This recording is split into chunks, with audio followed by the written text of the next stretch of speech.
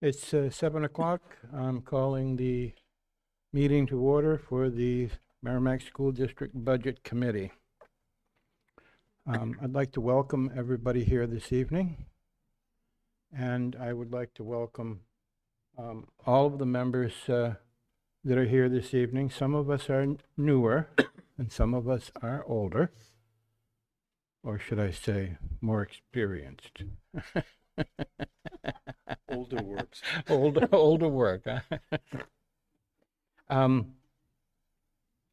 Do we have any public participation this evening? Nobody here from the public? All right, then we'll close public participation, and we will move on to the approval of prior minutes. Could I have a motion? Chuck, I actually have an update to the prior meeting minutes on 12/19. Oops, sorry. So let's go take the motion and then discuss. Sure. Would you care to make the motion? Sure, I'll make the motion. Move to approve the Move to approve the minutes. Is there a second? I'll second. Thank you. Are there any additions, omissions, reflections, considerations, adjustments, or anything else someone would like to make to the minutes? Michelle? Hi, sorry, I'll learn this process yet. I would like to add on the meeting of 12/19 that I was also an attendee at that meeting. That was omitted. Do you have a preference? The motion was for both, but we can separate them if it makes it easier for you. Okay. Are there any other amendments to the budget minutes? Seeing none, then I will call for a vote on the motion as amended by Michelle. And because our other members are not online yet, I believe we can just have a hand vote on that. All those in favor, raise your hand, say aye. Aye? All right. Opposed? I thought I saw some unanimity there. I hope that's a signal for the rest of the budget season.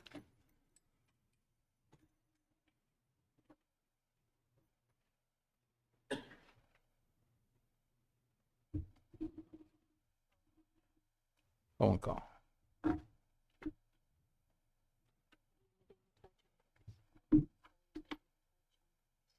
Yeah.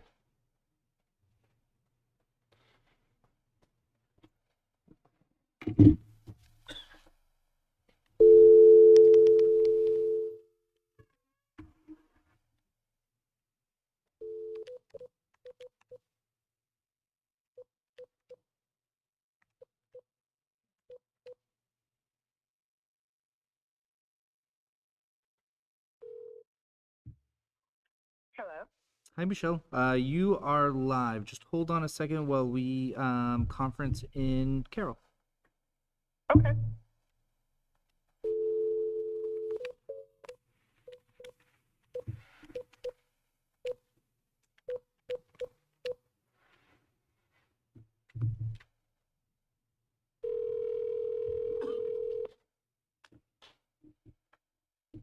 Hello.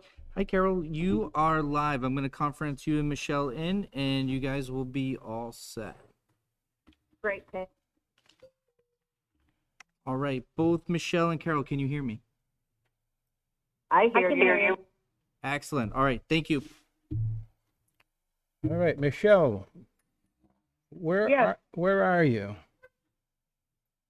I am in my office. Are you alone? I'm sorry? Are you alone? I am. Thank you. Carol, where are you? Sure. I'm in Satellite Beach, Florida. And are you alone? My husband's in the other end of the house. If he was in the same room, would the answer still be the same? Ooh, that's debatable. I would probably say I'm not alone since we're in the same house. Thank you, Carol. All right. And Bill, are you going to be leading the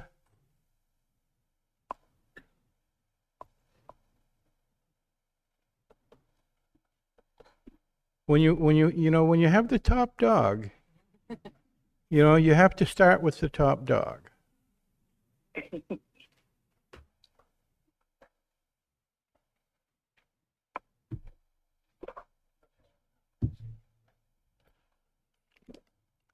Well, thank you for that title, but I learned many years ago one must never take themselves too seriously, and it's all a matter of the quality of the people that you work with day in and day out, and we have some of the very best. First of all, thank you for the opportunity to allow us to present some of the key points of the fiscal 24 budget.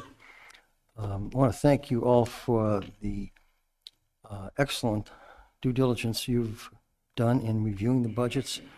As you know, last year was my first year here, and I was extraordinarily impressed with your depth of knowledge that you acquired through your interviews with the various administrators. We're all about continuous improvement, and I know that's a well-worn term in this profession, but it's very appropriate to this school district because over the last year and a half, we have been identifying areas that we feel need to be improved, need to be adjusted, that will lead to higher achievement levels of our students, a more coordinated approach in our school system in general, in a variety of areas, particularly with academic programs and related services. I'm pleased to say that throughout the goal-setting processes with the school board, since last year and particularly this last June, when we held a joint school board administration goal-setting process, we are quite consistent in what we have identified in terms of areas of the school system that we want to work on, with the goal of providing the best services possible to our students, providing the most cost-effective services and programs to our students, given the taxpayers' consideration also, because that is an extraordinarily important part of the equation. We will always be about school safety. We will be about utilizing research-based curriculum and instructional practices, providing our staff with quality and targeted professional development. This year, I'm pleased to say that we will be focusing on providing a Pathways to Graduation program that is a little bit different than the conventional, traditional, comprehensive high school program, which is not, as we know, not for everyone. We are going to seek to provide some intervention services, some reading intervention services at the elementary level, because we feel we have a rather high incidence of children being recommended for special education services. And in many cases, that is not the case. It's just that we don't have really any intermediate intervention services in the area of reading from specialists. And that's what we are seeking to do this year. The benefit of that is not only academic benefit in identifying a targeted approach to intervention with students, because some of them just need additional practice. Some of them need a little bit less of a pupil-teacher ratio, working with either students individually or small groups. But that also has a financial benefit to the school system and to the taxpayer also.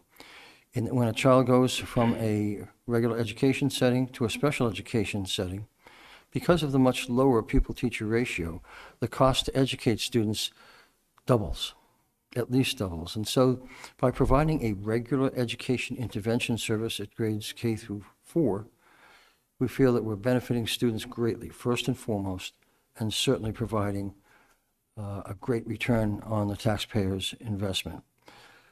So I'm going to stop here because we have extraordinarily competent administrators, as you know. And I want them to be able to speak with you directly because day in and day out, they carry the freight along with the teachers and paraprofessionals. And you have every reason in the world to be extraordinarily proud of our leadership team. And so I'll stop there and look forward to speaking with you again tonight or in subsequent meetings. And please let us know if we can provide any additional information at any time, because we want you to know what we have planned for the 2023-2024 budget. We want the taxpayers to know also, because that's extraordinarily important. We want them to feel comfortable and you to feel comfortable that we're planning for a significant return on investment, both in the terms of the development of our students and trying to keep our costs contained to the greatest extent possible. So I appreciate it very much, and thank you for all the work that you have done already and will do. Thank you very much, Bill.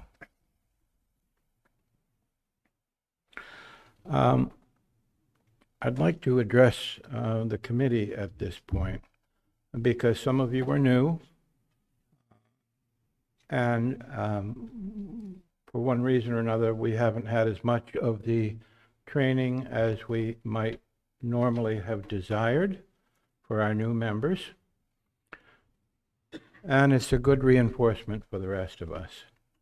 The budget for the school district is our responsibility and our responsibility alone.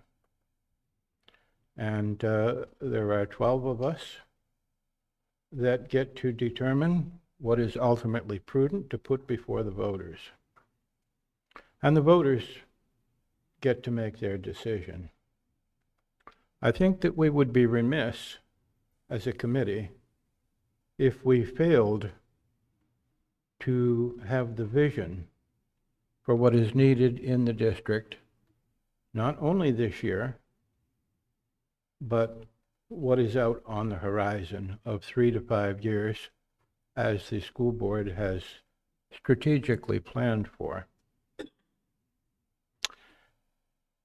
If we are going to arrive at a 5-year destination or sooner, we are going to have to be very sober about making the investments that will in fact give us the return that we anticipate in 5 years. I personally believe that we have one shot to get it right, because anything wasted along the way, we're not really capable of making up. We have found ourselves in an unenviable position of being essentially last in the state, because for one reason or another, we have not been able to keep up with the contemporary needs that other school districts have in fact supported. We all know there's a variety of reasons for that: state funding, local funding, fears about the taxpayer, and so on and so forth. So let me just make it clear who exactly is funding our school district. Ultimately, although we have federal and state assistance that seems to go up and down in a rather arbitrary fashion, they're projecting a $1.7 million reduction in our contribution from the state next year. And so we either have to make that up or we have to take it on the chin, as you were. Well, I personally don't feel that we can afford to take it on the chin, because we will just be knocked back again. It's like climbing up a gravel pile. 2 steps forward and 3 steps back, not unlike Sisyphus for that matter. And so it's imperative that we do what we can in the face of other funding mechanisms falling short, to make up the difference. And that is on the backs of the local property tax. Now, I would like to inform you that the tax base in Merrimack is split into three parts, and they are all equal. There are equalizing formulas that assure that, because the one thing about taxing is that it has to be fair for everybody. So we have an industrial base that is taxed, and we have a commercial base that is taxed. And we have a residential base that is taxed, and that's where most of us fall into the scheme of things. We're just residents trying to support our community and do the best we can, raise our families, and have a good community to live in.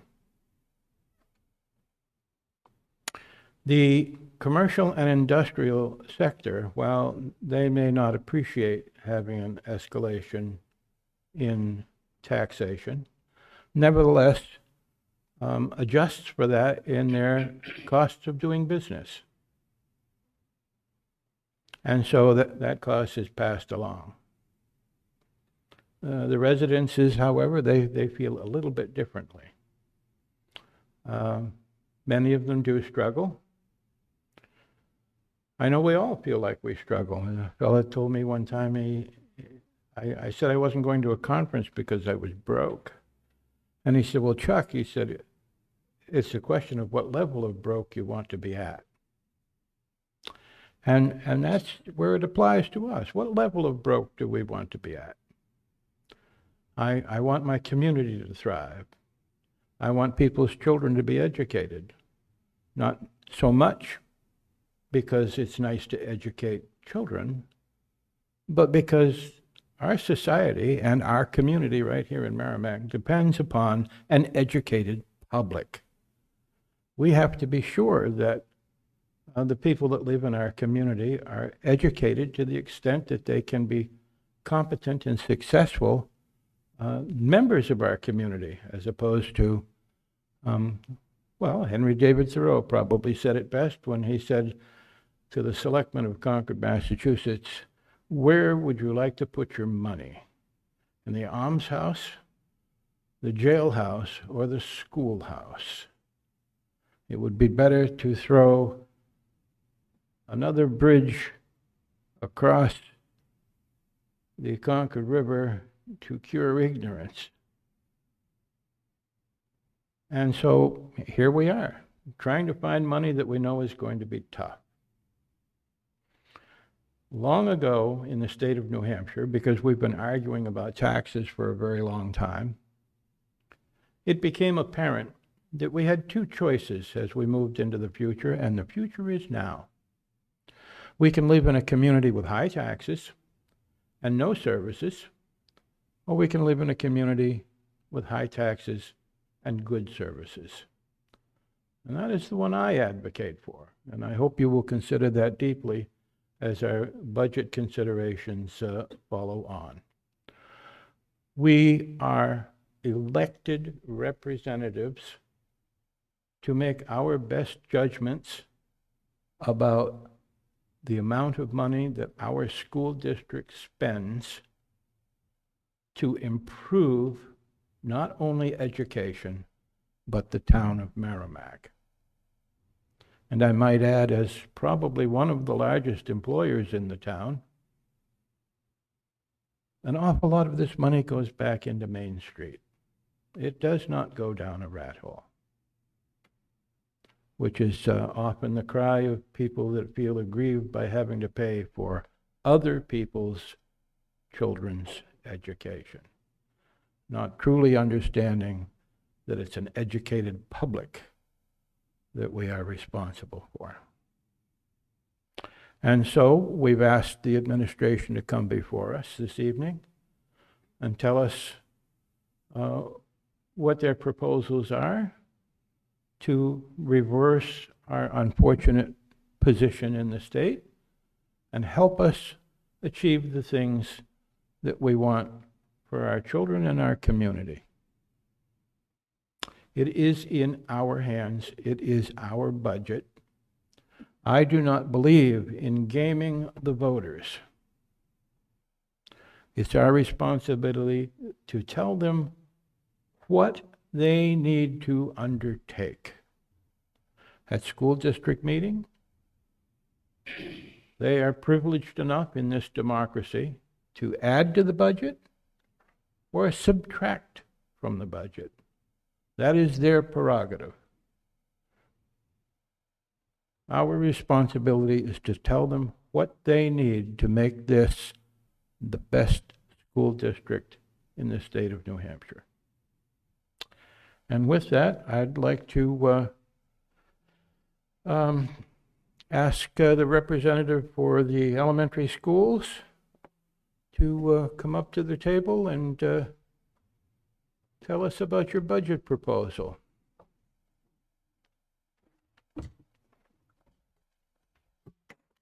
And who was the liaison team for the elementary schools? So Dan, you were the lead on that? Okay, would you like to say something before they present? All right. If you'd introduce yourselves. We welcome you to come before us. Well, thank you. Good evening, and thank you for inviting us this evening to provide an overview of the proposed 2023 and 24 school budgets for Mastrocola Elementary, Thornton's Ferry, and Reed's Ferry schools. Tonight, I am presenting on behalf of the elementary team, but certainly these comments and the question responses reflect all of our collective information. And so with us this evening is Assistant Principal from Thornton's Ferry, Brooke Ross, Michelle Romaine, Principal of Mastrocola. Alicia Hanson-Prue is not with us this evening, but she's the Assistant Principal at MES and was very involved with the budget as well. Principal Bonnie Pancho at Reed's, and Laura Livy, the Assistant Principal at Reed's. And so I'm just going to provide a very quick overview and then turn this over to Dan, who is the lead liaison amongst the other liaisons from the elementary schools. So the elementary budgets for the 23-24 school year continue to reflect the priorities established by the Merrimack School District and the goals set by the Merrimack School Board. We continue to invest in all academic disciplines, the arts, and social emotional learning, as well as ensuring that the offerings across the 3 elementary schools are equitable. This year in particular, the 3 schools sat down and reviewed each budget line item to ensure that there was equity across all the 3 schools. At TFS and Mastrocola, based on actual enrollment, there's an addition of a grade 1 classroom teacher at both of the schools, and at Thornton's, there's an additional UA, Unified Arts teacher, which would be an additional PE teacher at Thornton's. And again, we're keeping it with PE because that is currently the offerings that are available at all the 3 elementary schools. For the second year, we're really excited. We're offering the co-curricular opportunities for students to participate in after-school educator-led enrichment activities. And I remember a year ago when we first put this in the budget, and there was a lot of questions, and there were some really good questions about outcomes. And I'm excited to share that we actually will have 4 weeks in the January-February timeframe, session 1, and session 2 will be offered in March for 4 weeks. And just for the January sessions, we're offering over 21 clubs at all 3 of the elementary schools combined. We've had over 300 students who have put in for an application, and over 300 that are participating. And what's really exciting is that we're offering a variety of co-curricular after-school opportunities, which include basketball, service club, artastic, dance, clay making, STEAM, Zoom and Spoon, animation, Disney art, floor hockey, printmaking, clay making, knitting, and several dance clubs. And that's just a few of the opportunities that our students will participate in. In addition to the additional classrooms, you will also see in the budget allocations for supplies, for new furniture related to some of the new teachers, and texts, And some of the increases that are in there are a 10% increase we have for the allocations for supplies in some of our text accounts, and that's due to the inflationary environment that we're in right now. And also, we are really excited about forwarding and moving forward with some of the literacy purchases that we're making, especially at the elementary level, to move us forward on the literacy front in the area of foundational skills. We met this morning with Dan. Thank you, Dan. And also, I appreciate the other liaisons giving their input as well. We tried to meet many times over this interesting week. I don't think any of us have had a normal schedule, but we finally were able to meet at 8 a.m.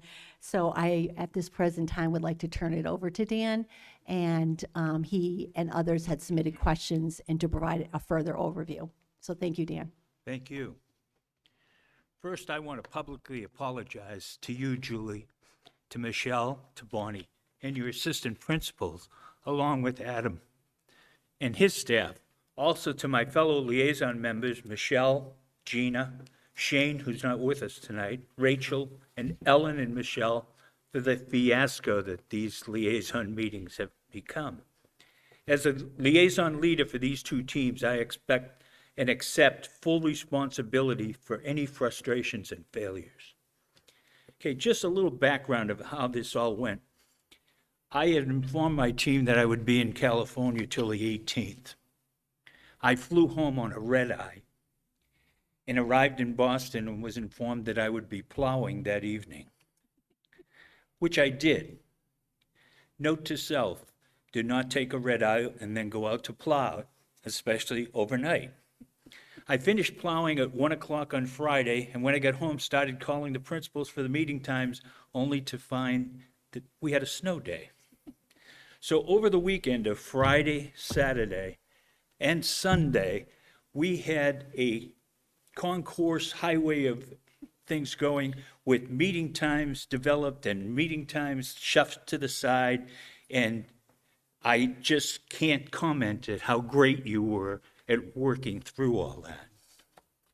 After some discussions, we got the meeting set up. But I want to point out that with 3 snow days, red eye, plowing, multiple meeting times that were never to be held, weekend emails and phone calls and texts, meetings in the dark, and drives around trees and branches, with the number one answer to many questions being Matt, or his pseudonym, District. Okay? I think I'm now ready to present for the elementary schools. Excuse me. That's just another thing that would go wrong, okay? One of the first questions we asked was, would they rank the schools by enrollment? And they did, and we found what we expected. Thornton's being the largest, Reed next, and Mastrocola being third. But we noted that Mastrocola had the lowest enrollment, yet sometimes the highest cost. And the answer was that they had increasing enrollments and had been found to be on a per pupil basis to be underfunded. This budget would seek to equalize the funding across the 3 schools.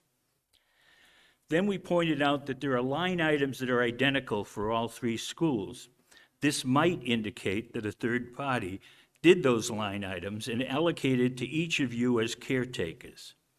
It was explained that most of those accounts listed are given by allocation by Matt. For some of the line items, there are slight variations based on the size and needs of the schools for that year, but there were multiple line items that just had identical numbers across all 3 schools. The police detail jumped out because it seemed to be a new expenditure for Mastrocola Elementary School, and it is budgeted the same for Thornton's and Reed's. Michelle said, yes, due to the increase in enrollment at Mastrocola and increased parking concerns during school events, Mastrocola is reinstating the police detail to help navigate traffic and parking. We pointed out that there didn't seem to be math techs at Mastrocola, and Michelle pointed out that they have a budget of $46.95, and it is in the text account. We noted that science supplies were the same at Reed's and Massacola, but significantly higher at Thornton's. Julie informed us that the increase in science supplies is attributed to the increase in enrollment at Thornton, as well as additional investments in science supplies to reflect the updated science curriculum that is now aligned with the next generation science standards. All three schools are budgeted to purchase additional science resources, such as force and motion, light and sound, landforms and erosion, and at Thornton's Ferry, more kits are needed because of the higher number of classrooms. MAPS seems to be a recurring answer here. So we asked, how comfortable are you with taking responsibility for this budget? There was 100% confidence in this budget as presented. So they're in your club too, Matt. We noticed that music seems to be a redundant team.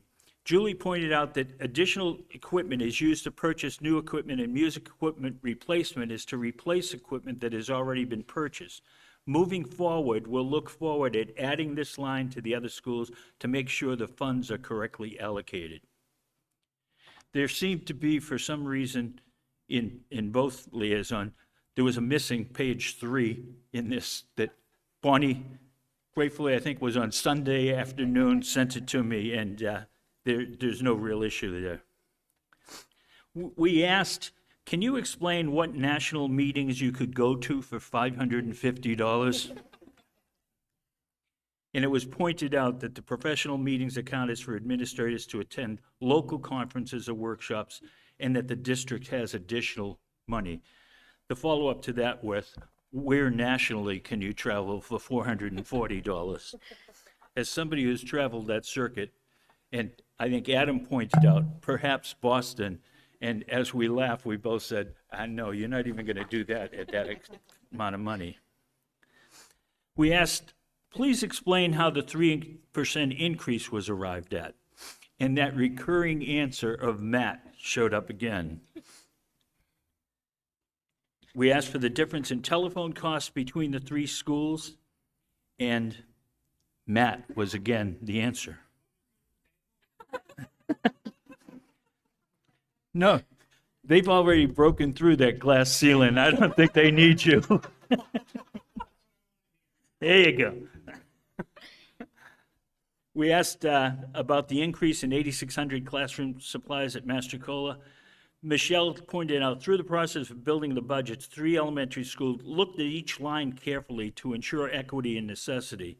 We discovered that the per pupil dollar amount at MES was significantly lower than the other 2 buildings due to level funding over the last few years while enrollment was growing. This has been rectified in this budget. Explain the decrease in spending in math supplies at Thornton. Julie replied, the amount budgeted for Thornton for the math supplies account was $4,100. In 23-24, we've increased the budget to $4,700 to reflect the 10% inflation increase. That 10% we tracked back to Matt. Explain the significant increase in science supplies at Thornton. Julie again answered, the increase in science supplies is attributed to the increase in enrollment at Thornton's Ferry, as well as additional investments in science supplies to reflect the updated science curriculum that is now aligned with the next generation science standards. All 3 schools have budgeted for additional science kits, force and motion, light and sound, landforms and erosion, and at Thornton's Ferry, more kits are needed because of the higher number of classrooms. We have budgeted an amount for 8,700 furniture replacement at Massacola. It decreased from 13,000 to 8,800. Michelle replied, during the 2023 year, we outfitted our art room with ADA compliant furniture. Since that project is complete, we're able to meet our needs with a lesser amount. We asked, if emotional learning is a focus, why is guidance supplies only at $647 at Thornton, $554 at Reed's, and $484 at Massacola? Guidance text $550 at Thornton, $550 at Reed's, and $550 at Mastrocola. Julie replied, "The greater amount to support social and emotional learning is the proposed budget developed by Fern Seiden," who I must confess I don't know, but she's the Director of Student Wellness through the Student Services budget in a separate budget with higher numbers. We asked, why does the $8,700 music additional equipment show up this year for $600 with no previous expenditures? Julie responded, for the 23-24 year, Thornton's Ferry will purchase a microphone and new percussion equipment in the music additional equipment line item. We asked, why is there no music instruction equipment line at Reed's?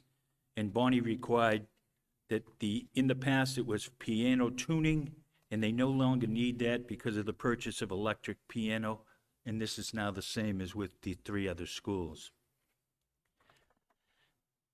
We asked, based on this year's offerings and interests, we expect the co-curricular expenditures to be sufficient for the, we asked, are co-curricular expenditures enough?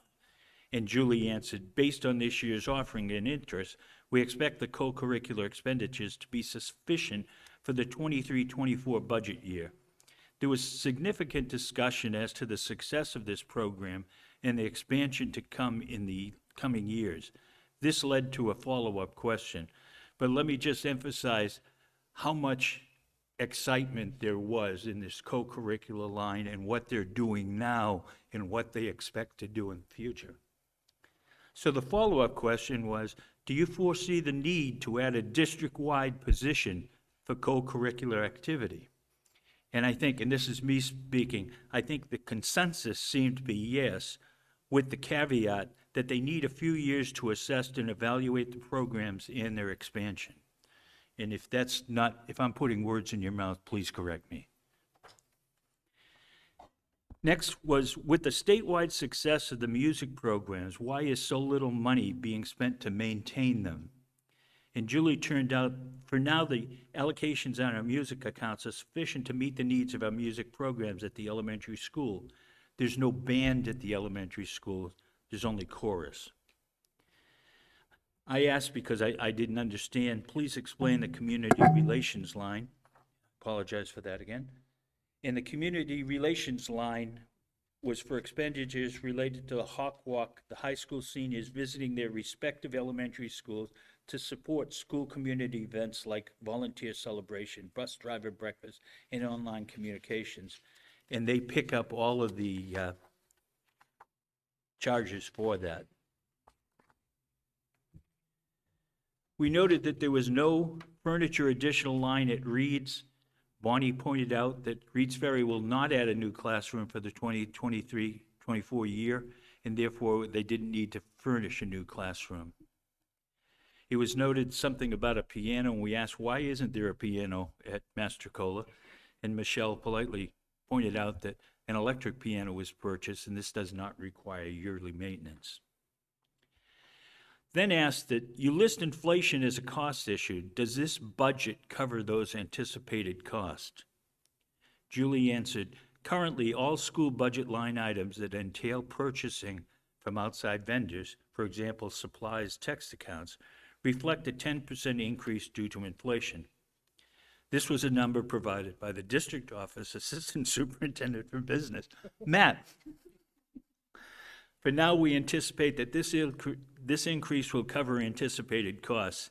There was universal agreement with their comfort level with the 10% allocation. We then asked, if financial restraints were not present, what expenditures would we see in this budget? Julie answered, our respected school budgets reflect the needs of our schools. However, in planning with the district office, we discussed future investments in social and emotional learning staff, the addition of a math interventionist, and invest in early education through hiring additional kindergarten instructional assistants so that there is one assistant in each kindergarten classroom. We had an additional discussion that wasn't in the budget on safety and what that may incur for the school district. I shared my experience from my recent visit to California, who all their schools are surrounded by chain link. and kids are entered digitally. Our final question was, what question did you expect us to answer that we did not ask? And there was really no response. They felt that we had asked everything that we wanted. I don't know if I've met all of your needs and answered all of your questions, but that's what I have. And if you have any additions or anything, I'd wholeheartedly appreciate it. No, I think you covered it thoroughly, so thank you. Thank you. Any other additional questions, we're happy to answer those. Hello. Hi, Julie. I'd just like to also apologize on behalf of myself to Dan and the principals this morning. I think with the snow day, we were a little bit unsure as a miscommunication as to if we were still proceeding. Trust me, my kids have been home for a week and a half. If I knew this was still happening, I would have run backwards barefoot up a hill to get there. But thank you, Dan, for representing us. And again, I apologize that I was not there in person. I think Julie knows I'm very involved normally. My only question was, and it was funny, after going through JMU's the day before, I knew, anything that was 3% was math. So, I just went through, I'm like, math, inflation. As far as social and emotional learning, I know that Bill was talking about, adding that additional layer. I don't know if it's necessarily at the elementary schools.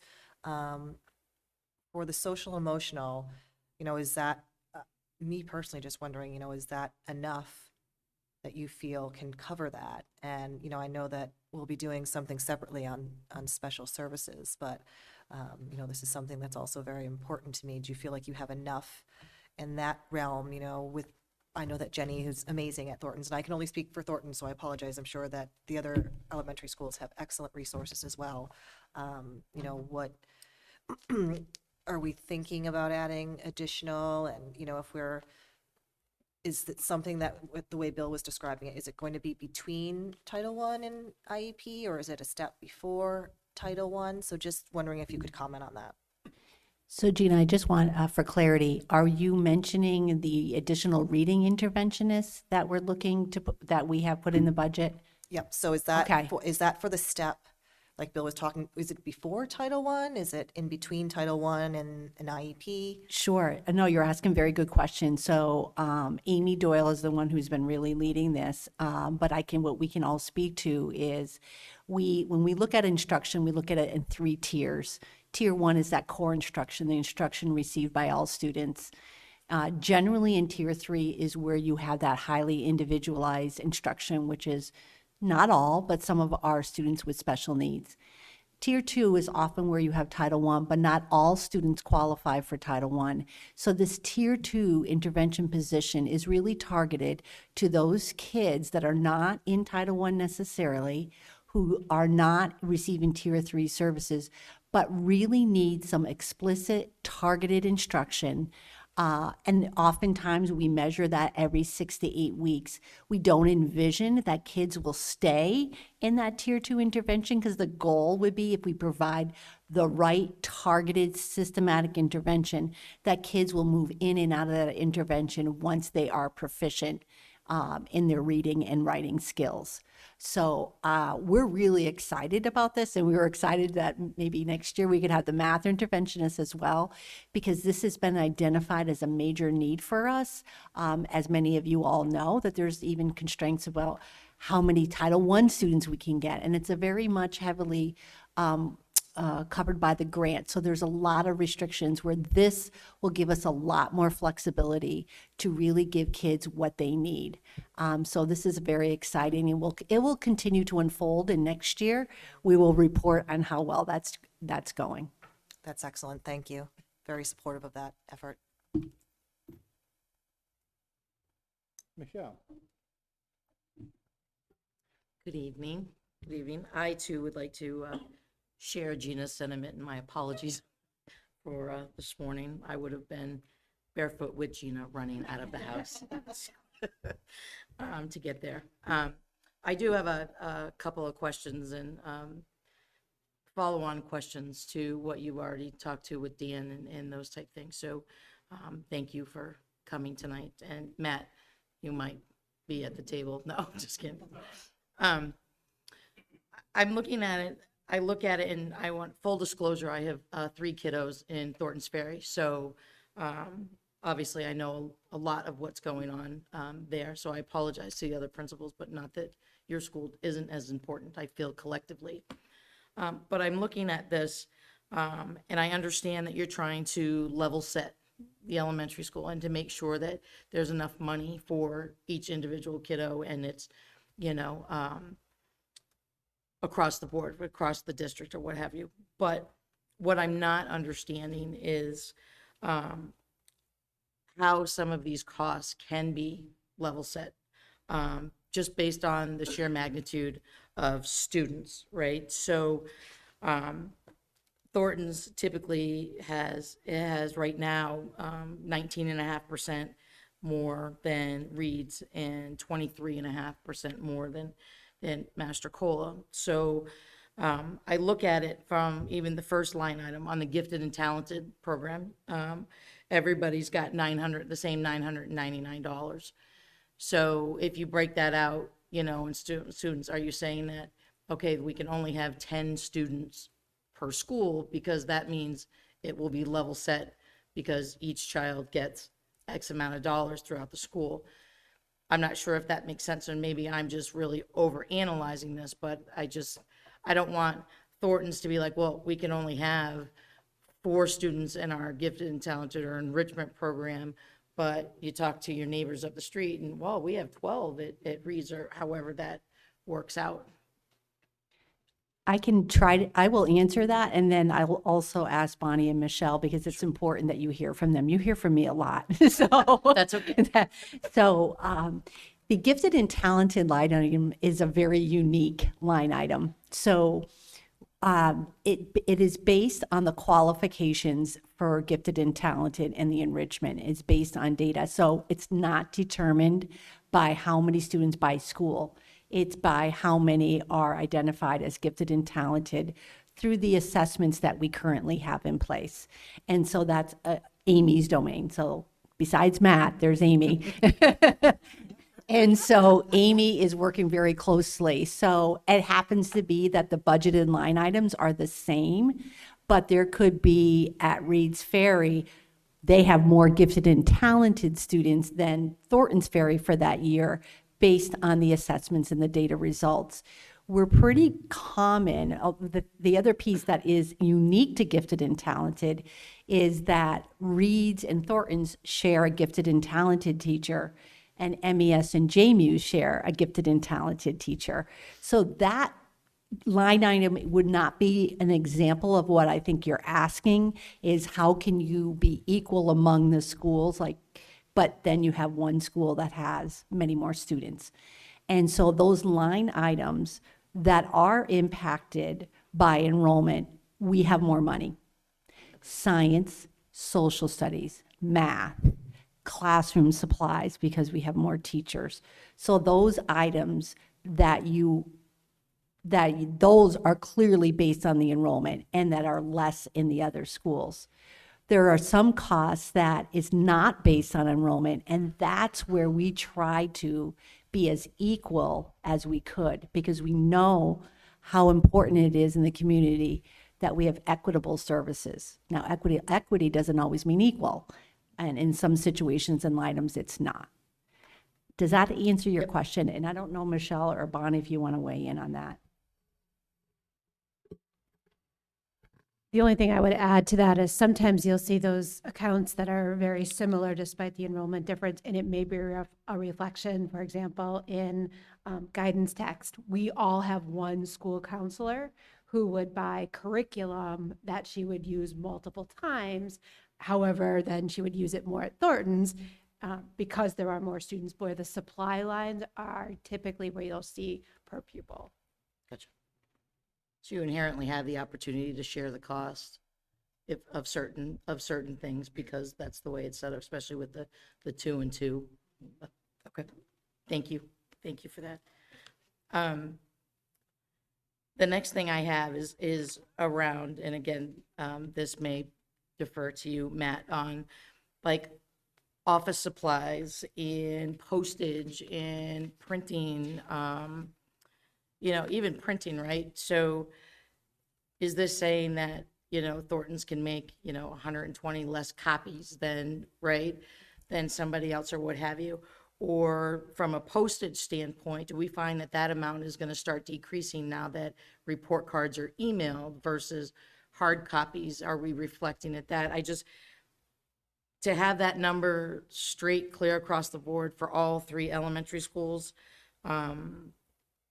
especially the postage and the printing. I see a lot of printing that goes on, again, at Thornton's, and it's a lot.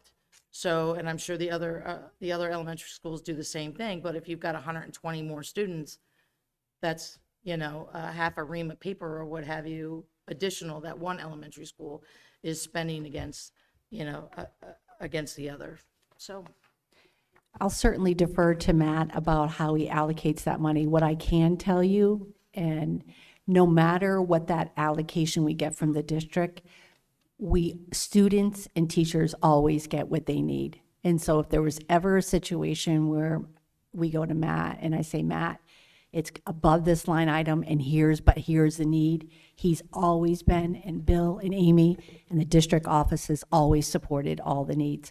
We're closely actually monitoring paper usage at Thornton's, and we have this little sad tree update that goes out every month through our paper cut. So we're actually hoping to be less. And so that's something we're doing. But we've always been able to work within the numbers, and then whatever we need that's unexpected. We had one year, we had unexpected postage, and Matt was able to help us out. But Matt, was there anything you wanted? Oh, there's I'm Matt. over here, He's everywhere. I'm pretty stealthy, aren't I? Anyway, yeah, the whole postage thing is, we want to have enhanced communication from the schools to parents. And some of that's going to be by mails. I think the price of a stamp just went up like 3 or 4 cents recently. So we have to kind of count for that. But then again, we're going more digital or email communication, Facebook communication. I think every elementary school perhaps has their own Facebook page. The district has their Facebook page, which I've maintained for like I don't know how long now. And, that's another form of communication. The printing line is kind of interesting because probably a lot of you don't know.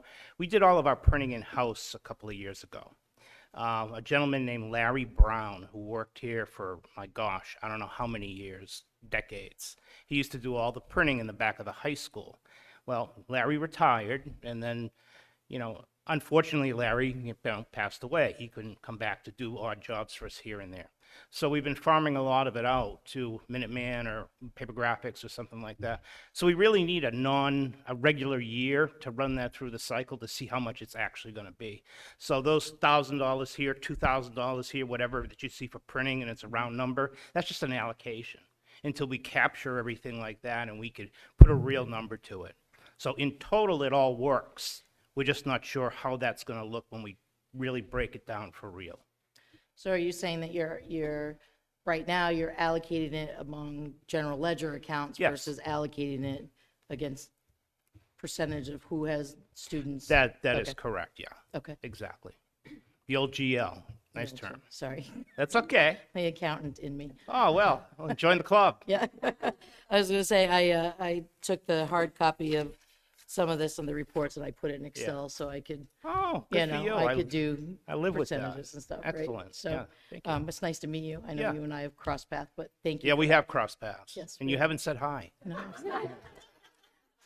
Thank you. Thank you, I appreciate it. Matt? I appreciate that. Before you leave the mic, if you would, Yeah. could you add clarity to the new positions that the budget is proposing? No, sure. So we know how they're distributed.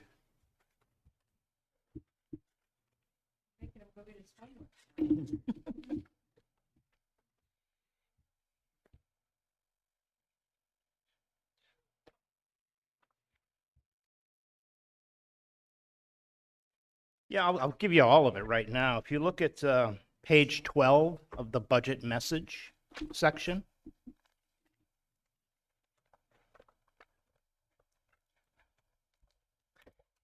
you'll see that the elementary school has a net increase of 7 positions.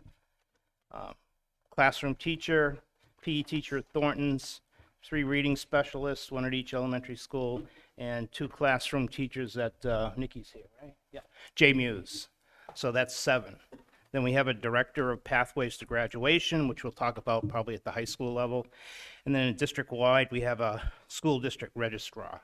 So those are the allocations of the new positions. This budget puts additional positions where they are needed the most, and it takes away nothing from the resources that they already have.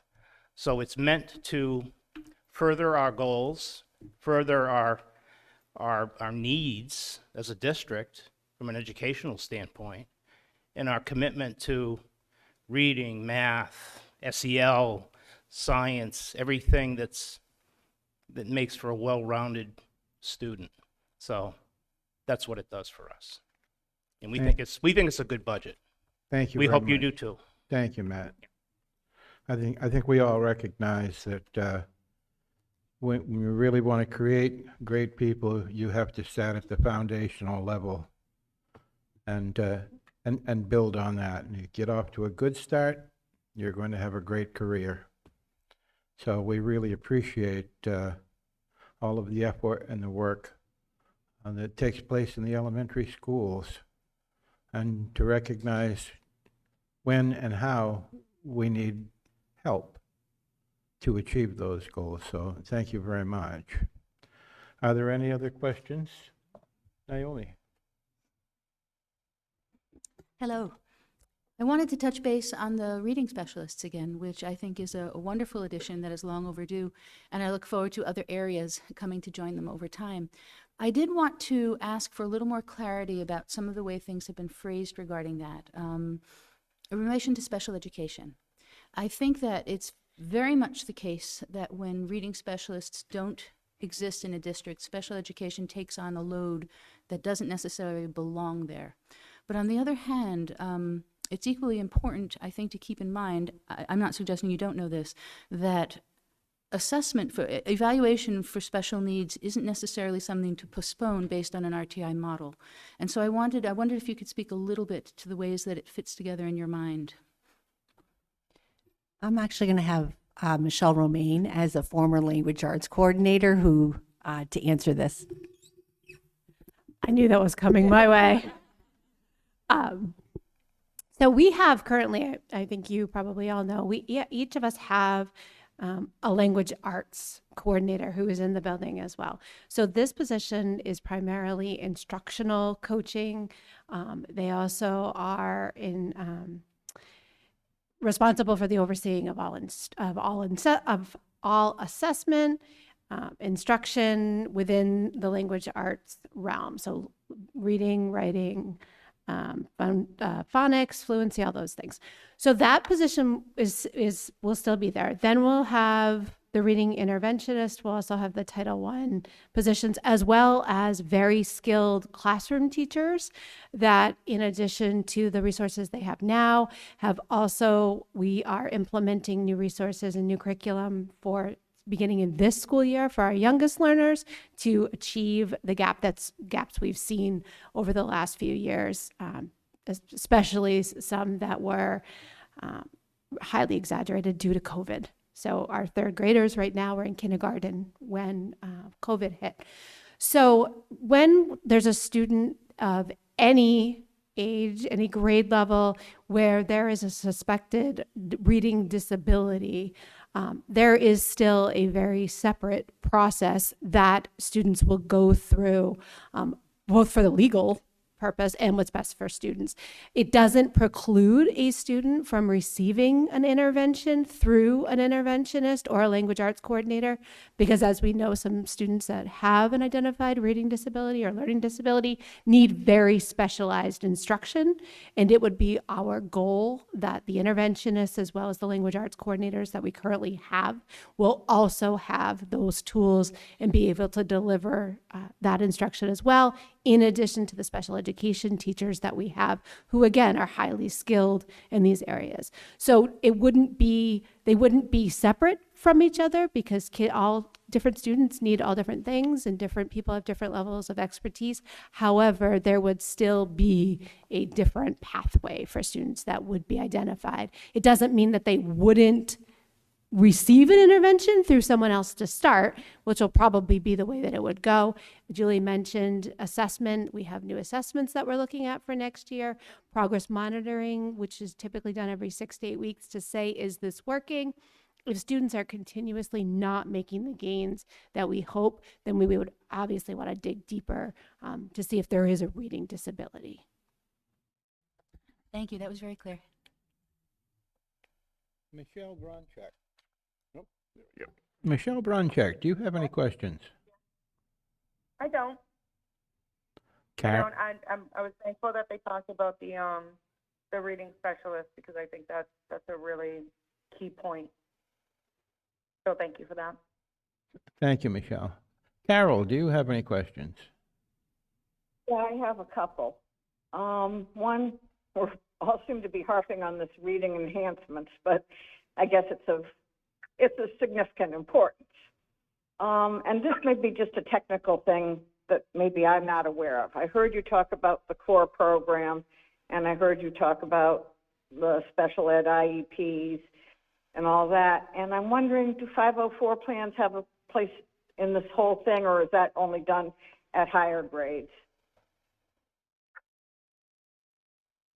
We have students on 504 plans as early as preschool, right up through 12th grade.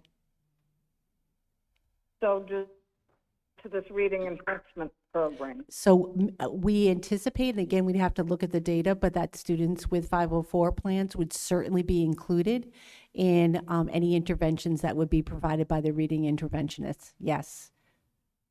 Okay. I just wanted to make sure I wasn't missing something. No, that's a And very then, good question. Okay, and my other question is specifically on Mastrocola. I'm on page 7 on the line that says classroom supplies. Tell me when you're there, and then I'll proceed. Okay, yeah, we're here, or I'm here. So it looks like there's almost a 50% increase from 22 to 23. I'm wondering why. Sure. So over the last few years, we have level funded that particular line, receiving adequate proposals for that. And this is the area that Dan was speaking of with the 3 elementary schools.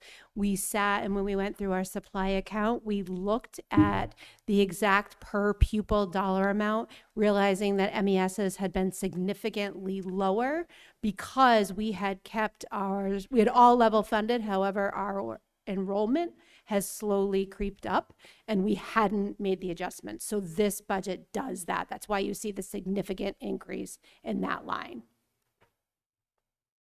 So you're basically spending the money, but it was coming out of some other line item, and now you're just accounting for it better? To some, or things like, say, crayons come out of that budget. It may be that when we allocated money to the classroom teachers, we gave them slightly less of a dollar amount to purchase crayons. So they either purchased different crayons or less crayons. So things like that, paper as well. We worked within the budget that we have, not realizing how much it had changed due to enrollment. So you were actually doing without things that you needed, and now you're trying to be more realistic. Yes. Okay, thank you. Are there any other committee members that would like to ask a question? Yep. It's not a question. Superintendent Olson, I just want to let you know of the human and outstanding effort that these 5 women did over the weekend when schools were closed. Multiple comments, quotations, setting up things and taking them back. And I just can't tell you how hard they all worked to make this happen.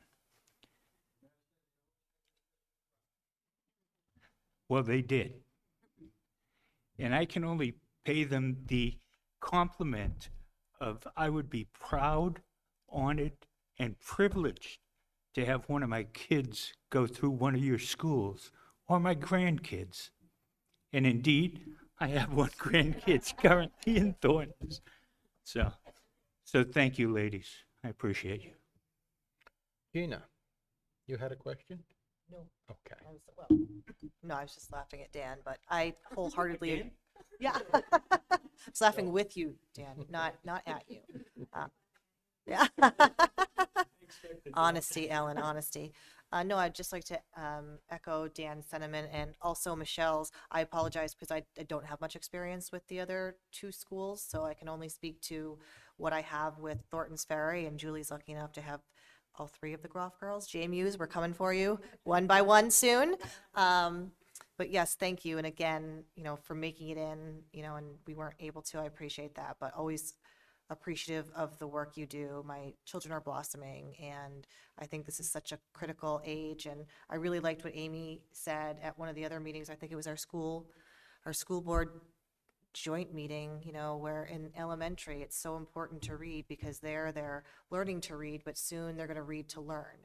So if they can't get those basics, then it's really going to be a prohibitive factor into progressing into the older grades. So just really wonderful to see that this reading intervention. Correct. If they can't read, they can't learn. Yep. And, maybe this will help identify earlier those students who need to move up, quicker with a Title I or getting them into an IEP, and there's more progress being monitored. So just really excited to see that on the line item. And it seems that, for the information of the committee, that we're going to continue to see some pressure on student population, particularly in Thorntons Ferry. It's just the demographics of the town as it's developing. I might add that the town of Merrimack is a wonderful place. I've been here a very long time and have enjoyed it. And it has grown into a diverse community with a very diverse tax base. We have Fortune 500 companies here.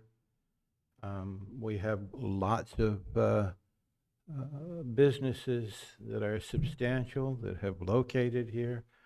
They all would like educated labor forces. We have a ready pool available when we have educated kids. And we are located on the north-south transportation route in the Golden Triangle of New Hampshire. And it's not likely that anything is going to happen but increased development and increased pressure on our community as a result of that. Unlike many other towns in New Hampshire that may be seeing a reduction in student population that is never going to come back to them. That's not something that is in our future here. And we need to keep that in mind because we know that budgets will continue to increase as we have increased population needs and so on. Thank you very much. I really appreciate all the time that you have spent developing the budget and presenting it to us this evening.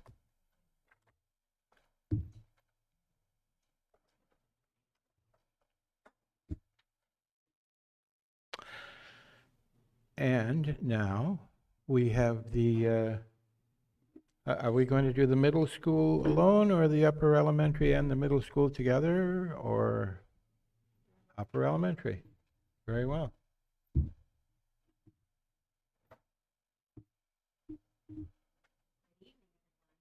No. Good evening. Wonderful to be here with you all. We had an opportunity to meet with our team yesterday and engaged in wonderful conversations. So I'm very excited to be able to share what we shared with them yesterday. I'm Nicole Rowe, principal of the upper elementary school. This is Megan Fowler, assistant principal. I'd like to share with you just a little bit about our focus for this year. So our primary focus for the development of the 2023-24 budget is to provide adequate supplies, equipment, materials to implement the James Mastrocola Elementary School programs. We continue to invest in all academic disciplines, unified arts, social emotional learning. Some of the significant factors in our budget that you will see this year are the purchase of text supplies and instructional resources to meet a variety of learners and to make sure that we differentiate for their learning needs. The purchase of a differentiated word study spelling program. This will complement the new program that is being introduced in the elementary schools, the Foundations program. This is the next step when students move up to us. Of course, the continuation of the co-curricular lines. We too have had incredible success. We're so excited to continue this with our students. You heard about some of the activities that are happening at the lower elementary schools. We have a crochet club, an entrepreneurial club, an escape room club that was so popular, we had to ask the teacher who was running it, can you do 2 this semester? She said yes, so that's really good. A sign language club, a French club, and an artistic, it's called Diamond Art Club. So we're really excited about those. We will continue to offer more, as well as a Scrabble club is coming up. So that should be really fun for our kids. We do have some purchases for replacement furniture. We are looking at round tables for our cafeteria. It's a pretty major expense at $1,900 per table. However, what it does for social emotional experiences and supporting positive interactions with children is extremely significant. If you remember back to the time that you were in elementary school, you never wanted to be at the very end of those long tables. Your best friends are sitting here and you're here at the end and you're trying to hear what's happening. A round table allows everyone to have a seat of purpose, and there's no one who has the best seat because you're all facing in together. So collaboration, conversations, no one feels like they're sitting by themselves. And so that's something that we have seen a really positive impact. We've been building our round tables, our collection of round tables for, we have a 12-year plan. So this is 8 of 12. And we're going to turn it over to our budget committee that we met with, and then we'll be happy to answer any questions that you have.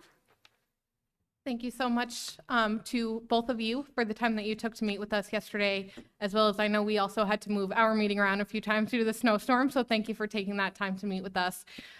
First, I'd like just to say that as people that are newer to your positions, what the work that you're doing to really move the upper elementary, just to move the upper elementary forward is really inspiring, and to see the work that you're doing for the students, especially around the co-curricular after-school activities. I remember when I was at that school and we had the Boys and Girls Club doing all of them, and I was very engaged in them. So just to see the work that the students are engaging in, which I believe you guys mentioned you have 116 students right now, which is incredible. So again, thank you for that work that you're doing. Last night when we met, we went line item by line item, which I really think helped our liaison group give a firm understanding of the work that's being done at your school. Some of the items that stood out to us, of course, were the instructional supplies. On page 10, we were talking about the word study / spelling program, which is the new Foundations program. You'll see that the 23-24 proposed was $12,000, and both Nicole and Meg mentioned that their English language arts coordinator is working on a good deal, so hopefully that cost will come down. So we're very excited about that and the work that's being done at that level. The other one was talking about some of the PE supplies. They were excited to tell us that they're going to be getting a game for the kids, a Frisbee game. Can Jam, I believe, is the name of it. So they're hoping the kids will be able to take that take those skills that they're learning and bring it outside of the PE classroom and engage in that outside of school, which is very exciting as well. We also talked about the round tables, which was a big item. And really, we saw that 2 tables were cut in half by the school board, and that was $3,600, which I believe should be $3,800 if they're $1,900 a piece. And it says $3,600 on the sheet. But as Nicole had mentioned, we'd like to see those 2 tables come back into the budget We think it's essential to have those kids really engage in being able to speak to one another instead of having kids at one end of the table versus the other. So that's a topic, and after I speak, I'll hand it off to Rachel to speak a little more on her perspective as well. So that was a line item that we discussed. The Project Safeguard hasn't taken place since 2019, and they're excited to bring that back this year. So they have increased that budget. I believe it was it $500 or more for speakers, as speaker engagements tend to be more expensive nowadays than they were back in 2019. So they've enhanced the funding for that as well. So we're excited to see that take place. Overall, as a group, we really asked them if there's anything that they felt that we didn't address, or things or wants or needs that they might need. When we met with them, they discussed that needs are very different than wants, and they feel like they have what they need versus what they might want. So we're very proud of what they have put forward to the budget committee and the work that's being done at that school. So with that, I'll hand it off to Rachel and to Gina and to Michelle if they have anything else to add. Thank you, Mackenzie, and thank you, Dr. Rowe and Mrs. Fowler, for putting this together in such a great discussion with us last night. Like Mackenzie said, we went line by line, and it really just gave us a good sense of, that need versus want, and that all of your needs are being met, besides this one item with the tables. And so, as Dr. Rowe said, the upper elementary is on a 12-year plan. I don't know if that 12 years started as a 12-year plan or if it maybe started as, I would guess, a 4 to 5 year plan, but maybe over time has just extended out due to budget constraints. But where the focus has been over the past couple of years around student wellness, our committee felt very strongly that by pushing out 2 tables, and especially if this gets compounded each year, and each year 4 tables becomes 2 tables, now our 12-year plan is into almost a 20-year plan, and the focus isn't on the students anymore. So lunchtime can be very chaotic, very loud. There's a lot of vying for those seat positions, and I know it seems trivial maybe, but I think if students can walk out of that lunchroom and feel like they had good connections and conversations with their peers and the other adults in the lunchrooms, that they can then go back to the classroom or recess and continue to have a positive experience for the rest of the day versus maybe somebody feeling left out or sad. There's just so many emotions that can go into how they leave the lunchroom. So our group definitely feels that this $3,800 is important. The upper elementary has budgeted a total of $165,325 for the 23 school year. So it equates to about a 2% cost to this program. And for 2%, for all of those students that could come out with a better experience, we definitely think that it's worth it to be reconsidered, to be put into the budget again. So just wanted to throw that out there for discussion and thought.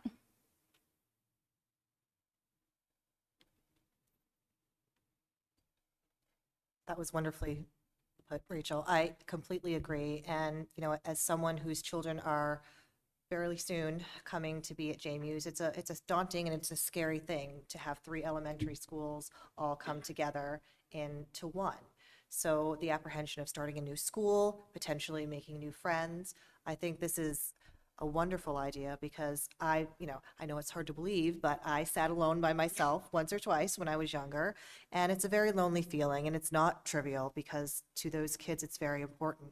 And that's one of the times where, social rankings kind of really come into play because in class it tends to be very structured. So if everyone can sit around in a circle so that everyone feels included, even if they're too shy or at first they don't want to strike a conversation, they're still in conversation even by just actively being able to listen and being a part of the circle. So I wholeheartedly agree that even though it's a 2% increase, I think it's really immeasurable in the benefit that you're going to get out of it. And for, we're having a large onset of students coming in to JMU's this year, and we really need you know, I don't think we should delay the 2 extra tables because I think that can really help with social and emotional, which is so important. Like you said, during COVID, my child was a kindergartner in COVID and she's now in 3rd grade. So they're still learning how to interface with students, how to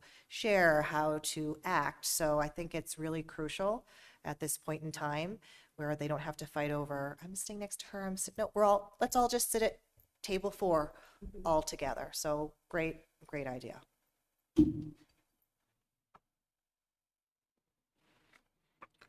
Any other questions or comments from the committee? Naomi? I appreciate the attention brought to the tables. I just wanted to step out there and say that as we continue to have conversations, I am of the opinion that the furniture replacement cuts overall are something that we may want to reconsider. The amount that they represent relative to the entire district budget, it seems a strange thing to delay in that way. So I would definitely support that piece. I agree, and the total amount that's reflected here, that 25,000, just in perspective of the total school budget, is 0.02%. So that is 4.0002 if we're talking decimals. So yeah, it's very minor. So I know that the other schools, like I wasn't a part of those deeper conversations. The rationale in the books, you know, there's strong rationale as to why we would purchase all of that furniture. So yes, I agree, Naomi. Thank you. I'd like to add that I think for too many years we have focused on cuts and restorations, and I think it's appropriate that the budget committee begin to think of them as adjustments to the proposed budget.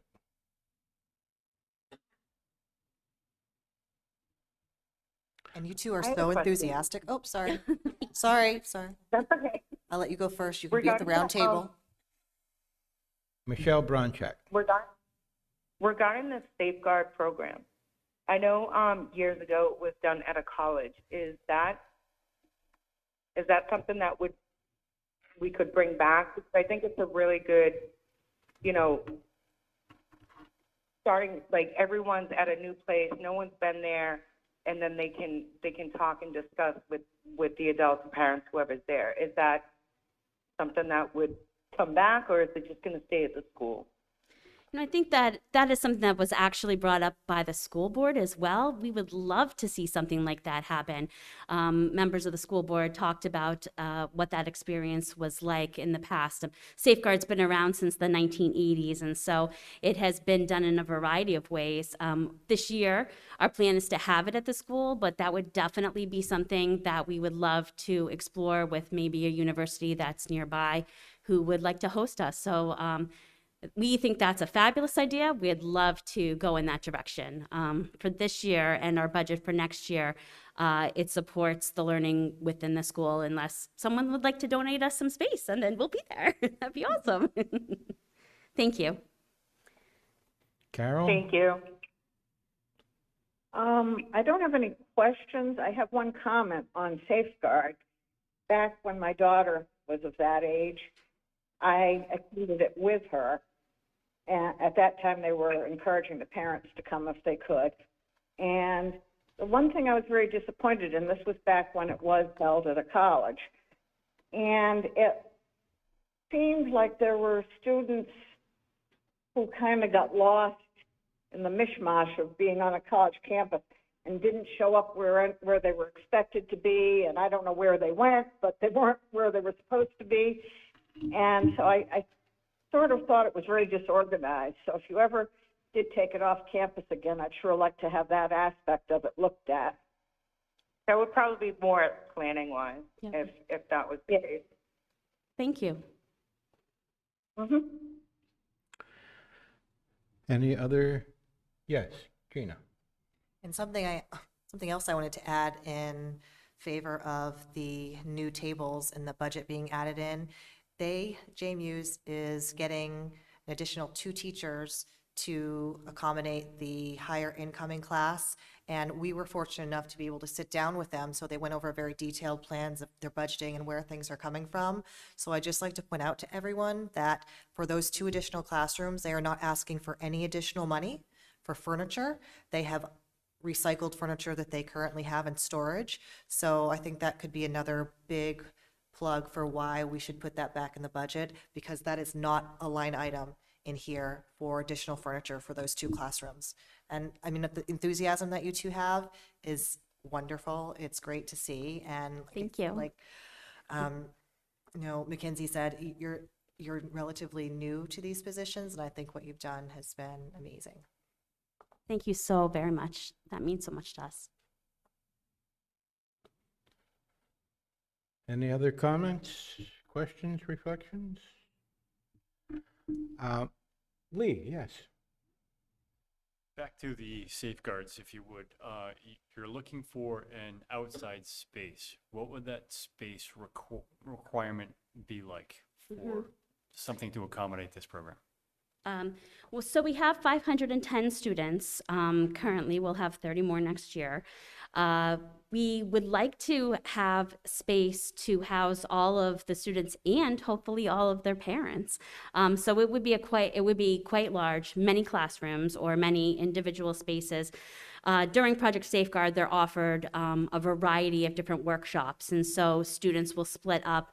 A central area, a place for lunch would be very important, a place obviously to check off students and bring them in so that we know that they're secure. If we're away on campus, we have to make sure that we know where kids are at every moment. Things happen in the day that are unexpected. We have to be able to locate a child very quickly, get them to where they need to be, or if there's an emergency. We would want to know that there are emergency plans in place in case there was any need for us to take action. So that would be very important as well. Thank you for The explaining that. experience, though, with the kids and the adults would be huge, and their, I guess, student pathing, where they're stepping on a college that they haven't seen before. They're with an adult, someone that they know, and I think that, it opens them up to be able to discuss things that they probably wouldn't. Mm-hmm. Oh, yeah, go ahead. I was feeling kind of unwanted sitting there, so I figured I'd get up to the microphone. So I remember when I first got here, we did Project Safeguard. We had it in 2 locations. We had it at Daniel Webster College, which is no longer available because it's closed, I believe, right? Mhm. And then I don't know, Nikki, if you had attended those events at Daniel Webster? No, No? we've, it's always, since I've been here, it's always been, Okay. yeah, since But I participated in But it. the good thing about that facility is it had a great auditorium. You take the little theater over here and you blow that up around 10 times, and that's what you had for the initial get-together of the kids. And then they had tons of breakout rooms really adjacent to it. So it was a nice, well-contained space. So an auditorium with nice seating. I thought it was wonderful. It's a great experience. That's what we'd like to do. That's what I think is good. Yeah, that'd be Yeah, so. awesome. Thank you. My oldest is 23, so we did, 28, so we did that with him as well. Youngest is going to be 23. So it really was, it is a great program for the students. Any other comments from the committee? Mr. Mower, I would just like to add, we also asked where the 3% came from, and it came from Matt Chevnell.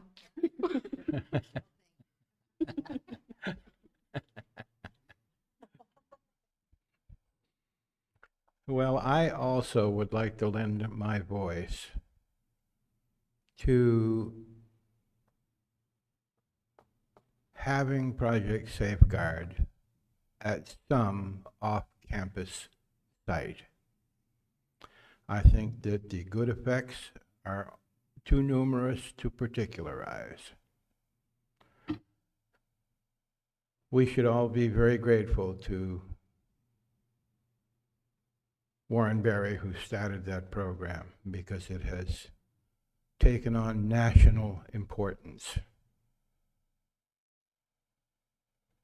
Rightly so. It is expected to have an impact that is unique and long-lasting, an inflection point in a child's life with his parents. And I think that that could be best served by an off-site location. So I would hope that we could make a proposal that the Budget Committee could consider as to its prudence or not. You certainly have the support of the Budget Committee in attempting to do those kinds of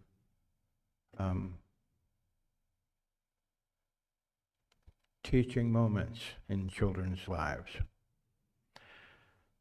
Thank you very much. Thank you.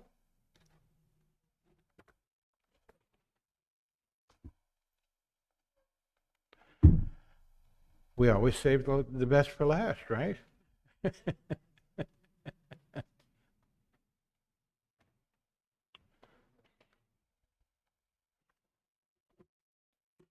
Good evening. Good evening. So, my name is Adam Carragher. I'm the principal at Merrimack Middle School. And to my right is Kathleen Hampa. She is the assistant principal at Merrimack Middle School. And just to give you a quick brief outline and hit a couple of highlights related to our budget. We, of course, are, like the other schools, looking to provide for all the different needs, making sure that our students are taken care of academically, social, emotionally, and of course safety, which is something that does come up. So part of our budget, it's relatively level funded. We did have an increase in our supply accounts of 10% across the board, as well as those 3% ones that Matt has helped us to determine.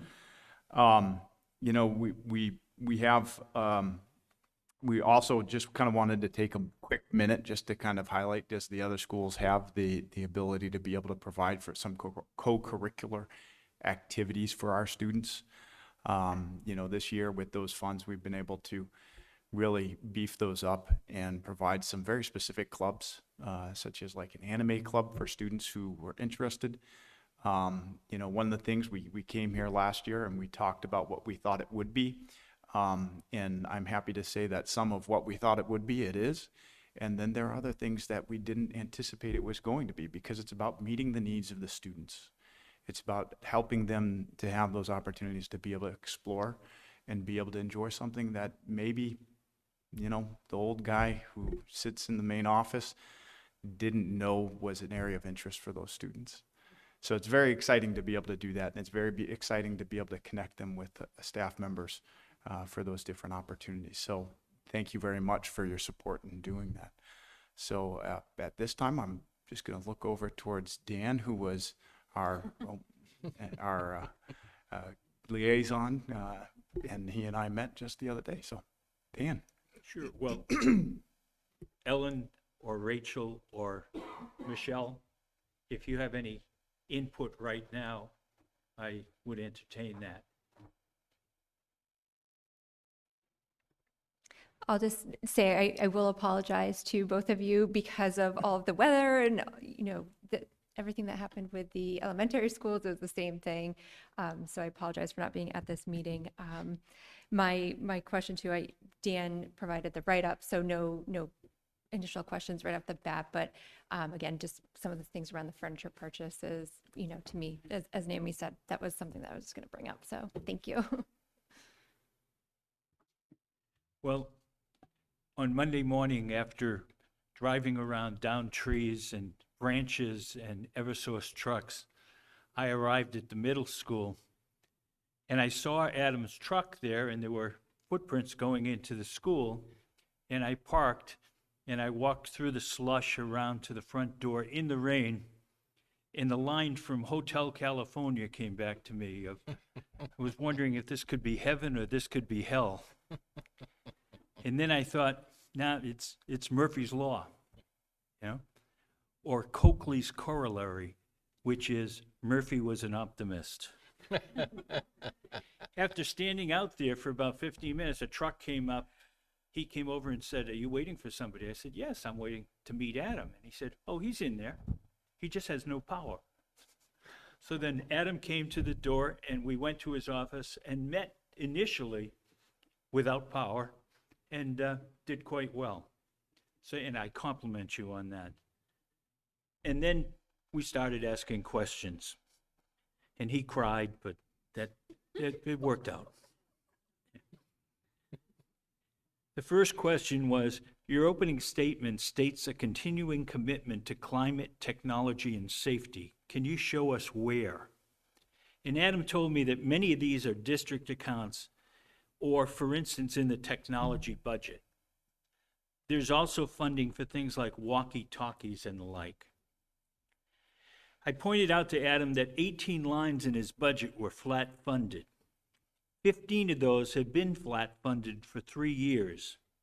15 were underspent in 2021-22. And I asked him, are these numbers enough to fund the line items? Because it looked like somebody was playing with the budget. And Adam assured me that yes, with inflation, because some of these have been underspent, it's felt that there will be significant monies to cover these expenditures, and they will be closely watched. 19 lines in the budget are listed as amount proposed as a 10% increase over 22-23 approved budget. Where does the 10% number come from? Can you explain your thinking? And the underlying answer was Matt. Clearly, it's a balance across all these lines. Paper, for instance, has increased substantially, but with technology, we can lower those costs.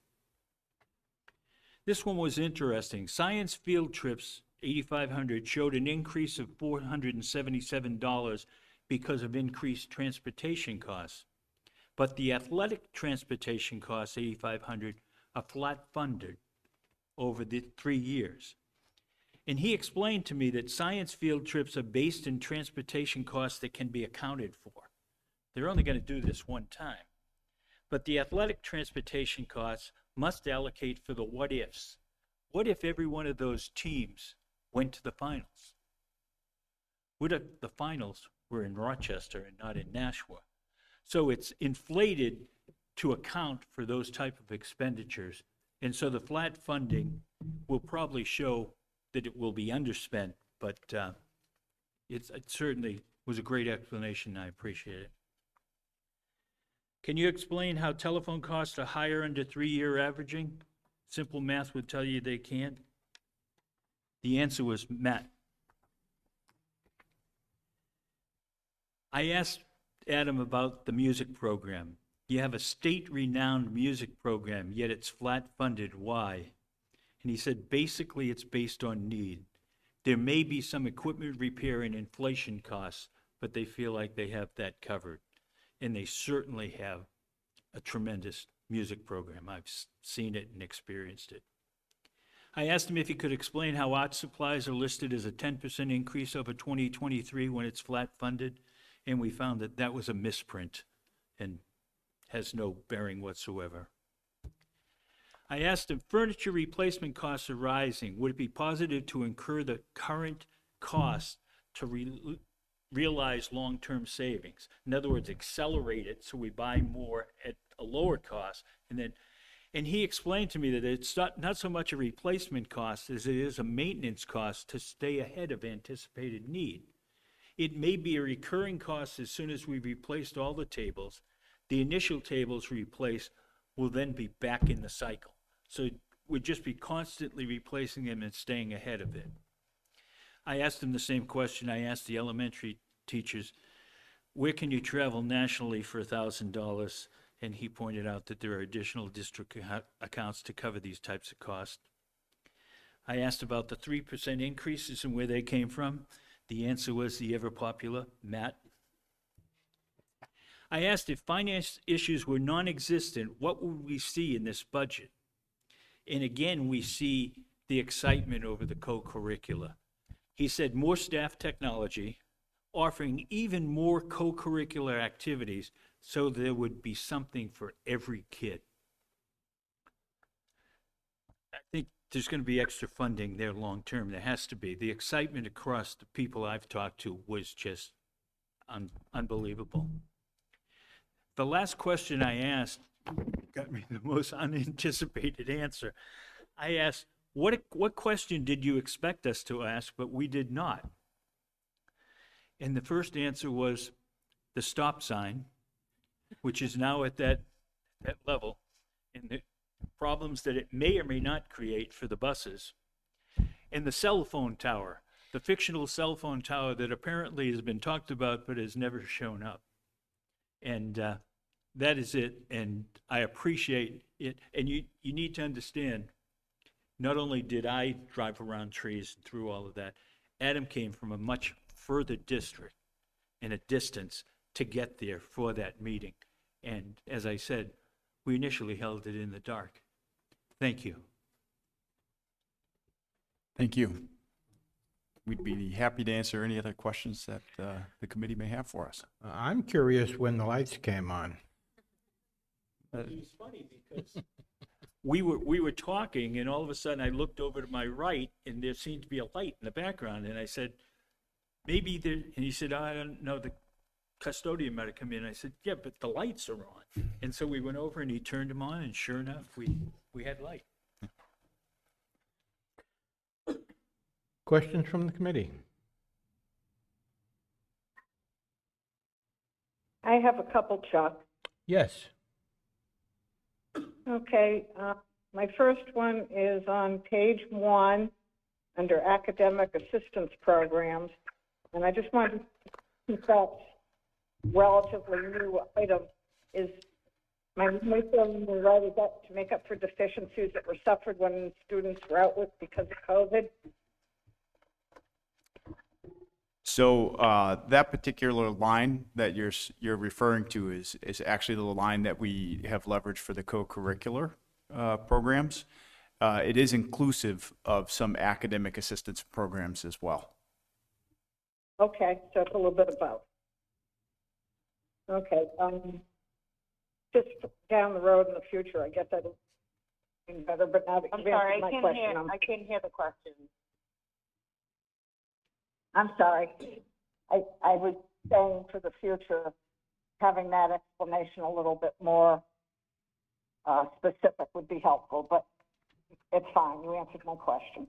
And then my other question is on page 10, the co-curricular. I still can't hear the question. Hello? I can't Hello? hear the Can question. you? Who am I talking to?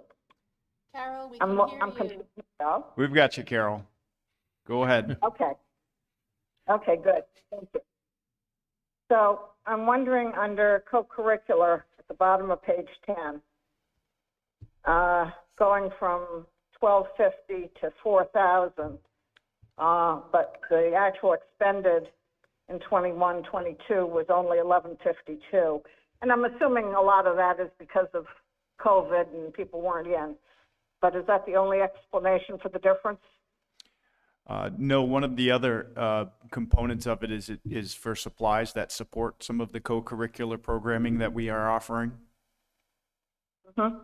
So, for example, if we needed specific supplies for, say, an art club or a cooking club or a club of that nature, we would have some funding in order to be able to help purchase those supplies for those programming.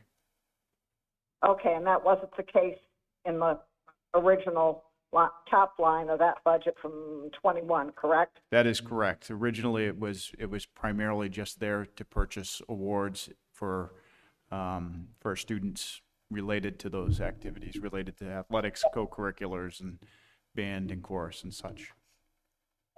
Okay, fine, thank you. Thank you. Michelle, did you have a question? No, I didn't have a question. I couldn't hear Carol, but that's okay.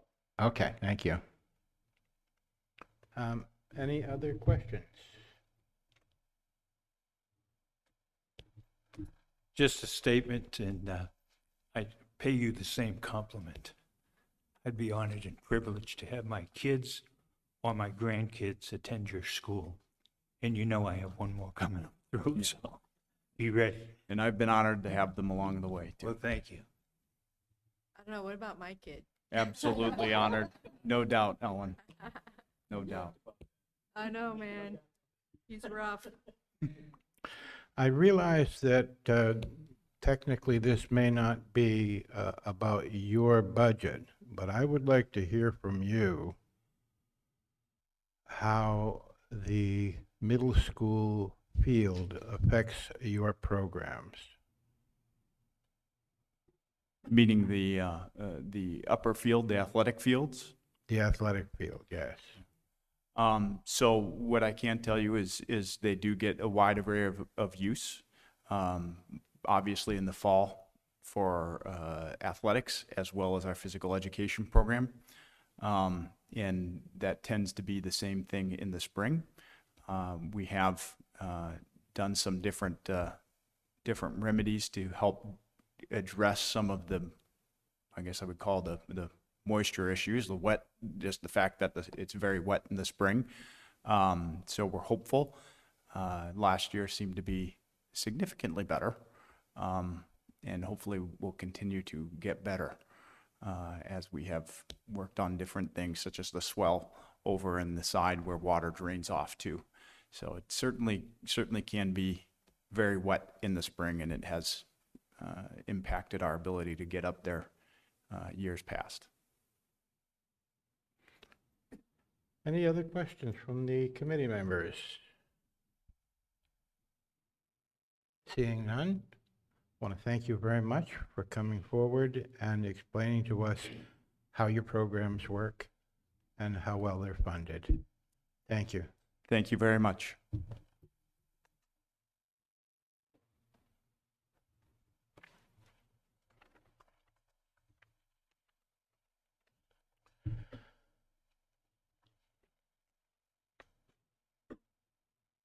Once again, it's time for public participation. I must say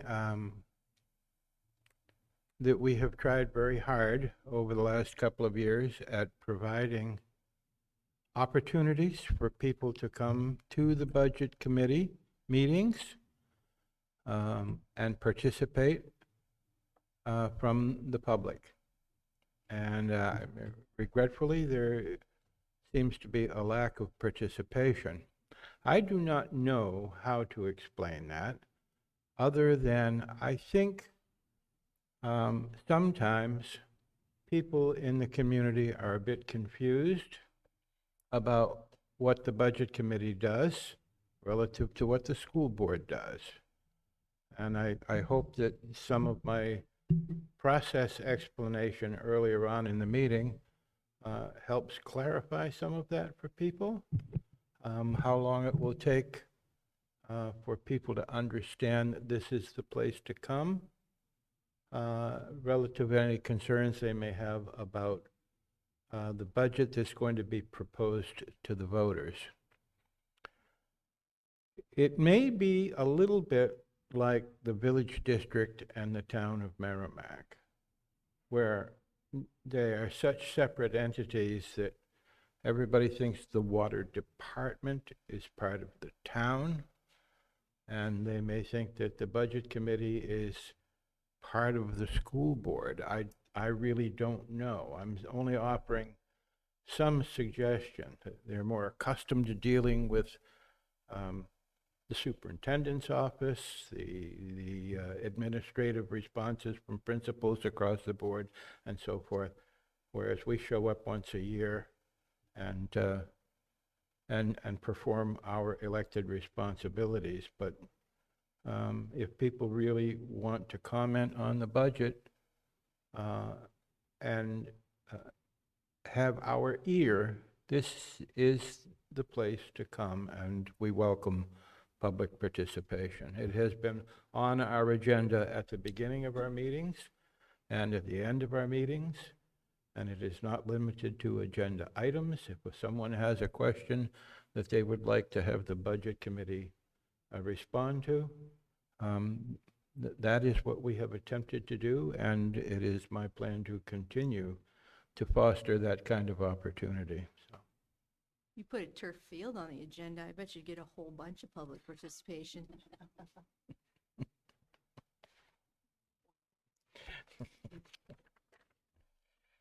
all right, member comments.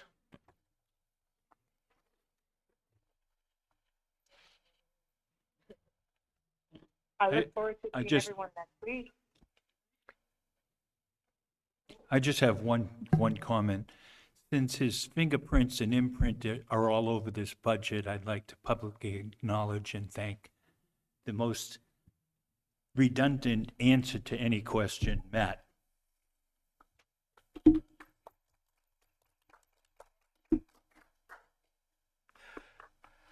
I would like to add, as a singular individual, I'm taking the liberty of saying this, not as chairman, but as a member of the Budget Committee and a resident of the town.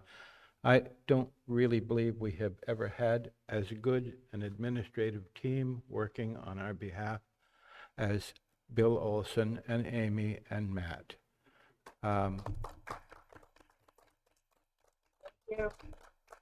And we anticipate that we are going to protect their work to the extent possible in our budget deliberations.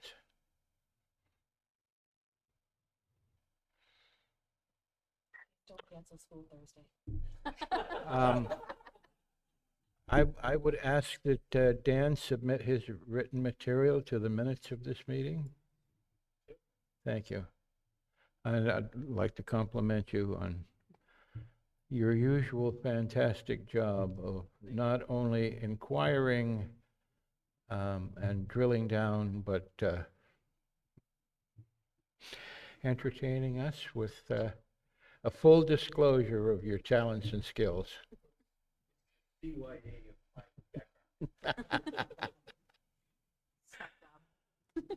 Any other comments from the board?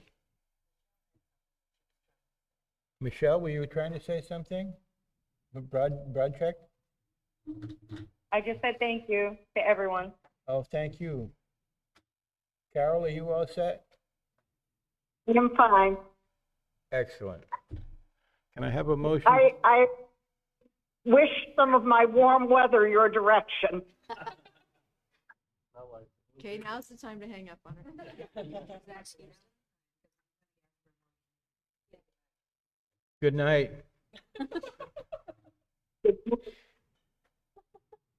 All motion. How do I disconnect, Jason? Maybe they just did it for me. Carol, are you there? No? Good. Michelle? Good. All right. Motion to adjourn. I have motion. Second? All those in favor? Thank you all very much. Important work was done. Certainly.